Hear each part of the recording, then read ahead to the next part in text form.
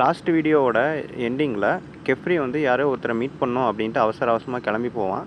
இந்த எபிசோடில் கெஃப்ரி யாரை மீட் பண்ண போகிறான் அப்படிங்கிறத காட்டுறாங்க.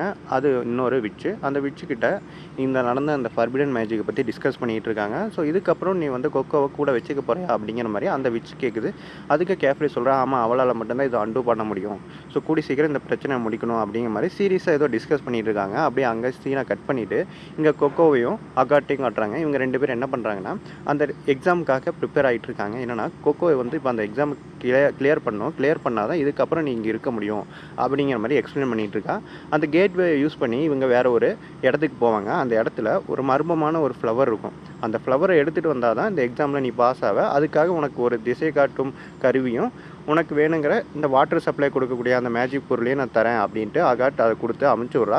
இவளும் சரி போகும்போது எனக்கு இன்னொரு பொருளையும் தர முடியுமா அப்படிங்கிற மாதிரி கேட்குறான். என்னென்னு கேட்கும்போது உன்னோட அந்த ஃப்ளையிங் ஷூ இருக்கும்ல அதை கூட, ஏன்னா உன்னோட ஷூவில் அந்த மேஜிக் சிம்பிள் இருக்குது. ஸோ அது மூலிமா பறக்கலாம். ஸோ அது எனக்கு ரொம்ப ஹெல்ப்ஃபுல்லாக இருக்கும் அப்படிங்கிற மாதிரி கேட்குறா. அவளும் பார்க்குறா. சரி போனால் போது வச்சுக்க அப்படிங்கிற மாதிரி கொடுத்து அமுச்சுட்றா. அந்த கேட்வே மூலயமா இவ்வளோ உள்ளே வந்துடுறா. உள்ளே வந்ததுக்கப்புறம் கேட்வேவை க்ளோஸ் பண்ணிடுறா.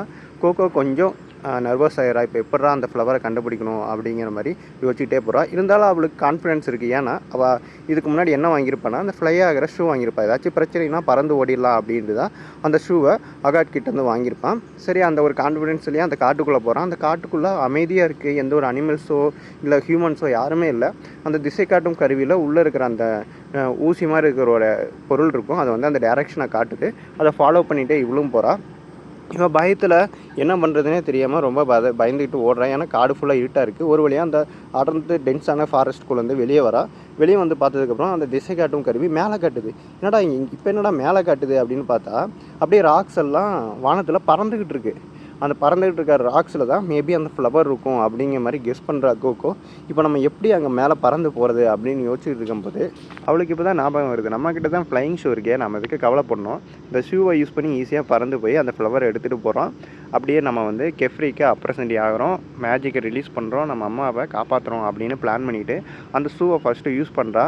அவளுக்கு இவ்வளோக்கா ட்ரைனிங் இல்லாதனால ஃபஸ்ட்டு யூஸ் பண்ணும்போது கீழே விழுந்துடுறா. என்னடா இது இவ்வளோ கஷ்டமாக இருக்குது, ஸ்பெல்லு தான் யூஸ் பண்ண முடியாதுன்னு பார்த்தா ஸ்பெல்லு யூஸ் பண்ணி பறக்கிறதும் இவ்வளோ கஷ்டமாக இருக்கே அப்படின்னு யோசிச்சுட்டு இருக்கா. ஸோ ஒரு ரொம்ப நேரமாக ட்ரை பண்ணிகிட்டு இருக்கா. ஒரு வழியாக எப்படி ஃப்ளை பண்ணணும் அப்படிங்கிறத கற்றுக்கிறா. ஃபஸ்ட்டு இருக்கிற ராக்குக்கு என்னமோ பண்ணி எப்படியோ அந்த ராக்குக்கு போயிடுறா. அந்த ராக்கோட பாட்டமில் இருக்க அந்த கிளையில் பிடிச்சி தொங்கிட்டு இருக்கா. அதை பிடிச்சிட்றா. அப்போ திடீர்னு ஒரு உயிரினம் ஒன்று வந்து எட்டி பார்க்குது. அவளை பார்க்குறக்கு அழகாக க்யூட்டாக ஒயிட் கலரில் இருக்குது. கண்ணு மட்டும்தான் இருக்குது, கை இருக்குது. ஸோ இவளை பார்க்குது, அவளும் இவளை பார்க்குறான். சரி ஃபஸ்ட்டு இங்கேருந்து எப்படியாச்சும் எஸ்கேப் ஆகி அந்த ஃப்ளவர் கலெக்ட் பண்ணோம் அப்படின்னு பிளான் பண்ணுறா. சரி ஷூவை யூஸ் பண்ணி பறப்போம் அப்படிங்கும்போது என்ன ஆயிடுதுன்னா தெரியாதனமாக கண்ட்ரோல் பண்ண முடியாமல் மேலேருந்து அப்படியே கீழே இருக்கிற அந்த குளத்துக்குள்ளே விழுந்துடுறா. குளத்துக்குள்ளே விழுந்ததுக்கப்புறம் ட்ரெஸ் ஃபுல்லாக வெட்டாயிருது. அவள் வச்சிருந்த மேஜிக் ஐட்டம் எல்லாமே வெட்டாயிருது. ஷூவை கழட்டி பார்க்குறா. ஷூவிலேருந்து அந்த ஸ்பெல்லும் வந்து அழிஞ்சிருது தண்ணியில் பட்டனால. ஸோ இப்போ எப்படி நம்ம வந்து இப்போ அந்த ஃப்ளவரை கலெக்ட் பண்ண போகிறோம், இப்போ நம்மளால் பறக்கவும் முடியாது, இந்த ஸ்பெல்லு அழிஞ்சிருச்சு, இப்போ நம்ம என்ன பண்ண போகிறோம் அப்படின்ட்டு ரொம்பவே டிப்ரெஷன் ஆயிடுறா.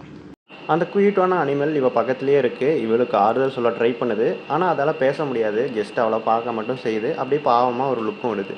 அப்படியே இந்த பக்கம் சீனை கட் பண்ணிவிட்டு அவளோட ஃப்ரெண்ட்ஸ் எல்லாம் காட்டுறாங்க. நீயும் அகாட் அப்படி பண்ண, அவளை ஏன் தனியாக அதுக்குள்ளே விட்டுட்டு வந்த அப்படிங்கிற மாதிரி கேட்கும்போது இவள் சொல்கிறா, இந்த மாதிரி காமனர்ஸ் எல்லாம் வந்து இங்கே மேஜிக் கற்றுக்கணுன்னா அவங்களுக்கு அட்லீஸ்ட் கொஞ்சமாச்சும் டேலண்ட் இருக்கணும். நான் மேஜிக்கோட விச்சா பிறந்த எனக்கு இவங்க கூட ஃப்ரெண்ட்ஸாக இருக்கிறது எனக்கு சுத்தமாக பிடிக்காது. அதுவும் இவங்க என் லெவலுக்கு வரதுங்கிறது அன்அக்செப்டபிள் அப்படிங்கிற மாதிரி சொல்கிறான். இவங்க 2 பேரும் அப்படியே சோகமாயிடுறாங்க. தயவு செய்து சேஃபாக வெளியே வந்துரு கோகோ அப்படின்னு இவங்க இங்கே ப்ரே பண்ணிகிட்டு இருக்காங்க. நைட் ஆயிடுது. கோகோ என்ன பண்ணுறதுன்னு தெரியாமல் அப்படியே சோகமாக இருக்கா. எப்படி இந்த இடத்த விட்டு தப்பிக்க போகிறோம், அந்த ஃப்ளவர் எப்படி கலெக்ட் பண்ண போகிறோம் அப்படின்ட்டு ஒரு போட்டுக்கு நடுவில் அப்படியே உட்காந்து யோசிச்சுட்டு இருக்கா. அப்படியே தூங்க ட்ரை பண்ணுறா. ஆனால் தூங்க வர மாட்டேங்குது.